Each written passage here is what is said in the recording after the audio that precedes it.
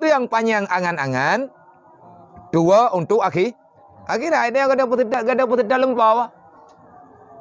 Kada putih bertenang bacudra, bernapeng bacudra. Ada nama jet kepeng. Landengun tetap ada. Dan tak pegah. Yang punya tekadi jadeh buat je kapur golong bah. Pua buat culeu, pugosit. Padung pe, mamlah ribe, berribe je atas pen tamam. Tapi hantam tak dengar iwasit. Ada yang berdah tahajud nak tetap long tu bah. Ya, yang ku preh-preh hidro aku. Nak telefon ku biaya tekan nak berdah tahajud nak telefon. Nak SMS. Nyan hai na tak telefon na tak SMS. I blokir nomor dia. Bubai tamang SMS model-modelnya. Manya bak peng tamang, nyan le katanya.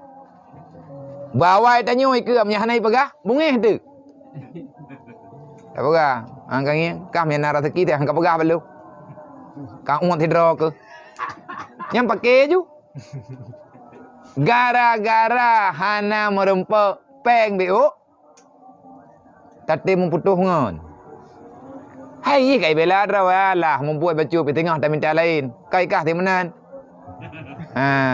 Kah temenan. Menyata kedi. Buat mana-mananya beroh long. Maya gulam bau tengah malam kapa kalung. Kamu pep-pep. Yang maya getanyo terlalu galak kedunya, yang tua ada kedua akhirat. Hai pulamnya getanyo tengah muda-muda ada. Hana tak bayang lagi getanyo ke semayang jamaah. Tabat tak kira nak badai ya. Tengok kira-kira umur 25 tak jauh sama masjid intikah. Yang minta ke dia punya redah-redahan. Akhirnya aku pegah haju, aku press sagai pajak, aku pegah kan. Allah wa malaikatahu yusalluna